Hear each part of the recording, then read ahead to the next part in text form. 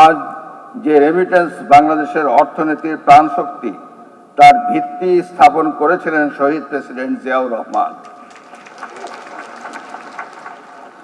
পরবর্তীতে সাবেক প্রধানমন্ত্রী দেশনেত্রী বেগম খালেদা জিয়া সেই ধারা সমুন্নত রেখে শ্রমিকদের একাধিক সমাবেশে শ্রমিক সমাজের সঙ্গে একত্রতা ঘোষণা করেন।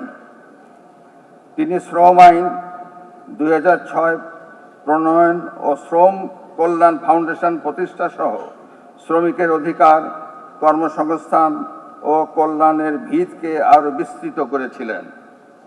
সেই ধারাবাহিকতায় বর্তমান সরকার দেশের আপামর শ্রমজীবী মানুষের কল্যাণ, ন্যায্য অধিকার রক্ষা, শারীরিক ও মানসিক সুস্বাস্থ্য নিরাপদ ও শোভন কর্মপরিবেশ নিশ্চিত করার লক্ষ্যে নানাবিধি কর্মপরিকল্পনা গ্রহণ করেছেন।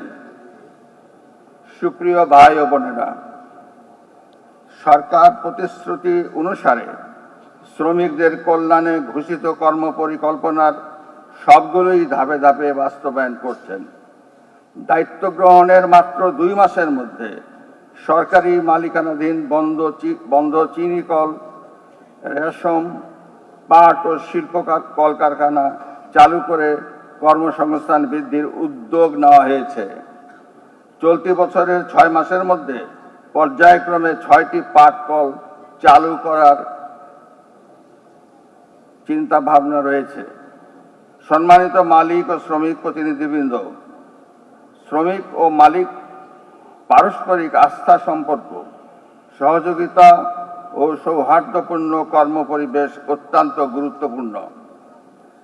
এর মাধ্যমে উৎপাদনশীলতা বৃদ্ধির পাশাপাশি টেকসই শিল্প উন্নয়ন ও সুরক্ষিত কর্মসংস্থান দেশের অর্থনীতিতে গুরুত্বপূর্ণ ভূমিকা পালন করবে।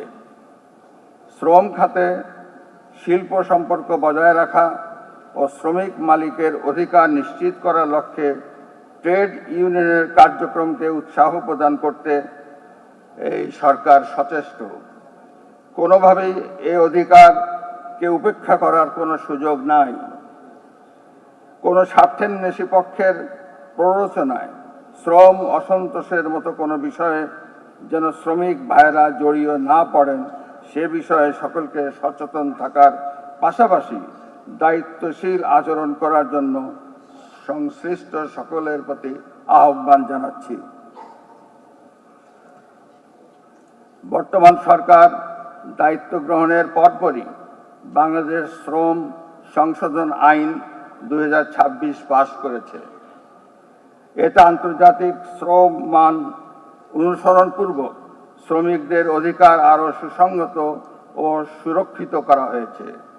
এছাড়া শ্রম মান নিশ্চিত করতে বাংলাদেশ আন্তর্জাতিক শ্রম সংস্থা ILO 39টি কনভেনশন ও 1টি প্রটোকল অনুস্বাক্ষর করেছে।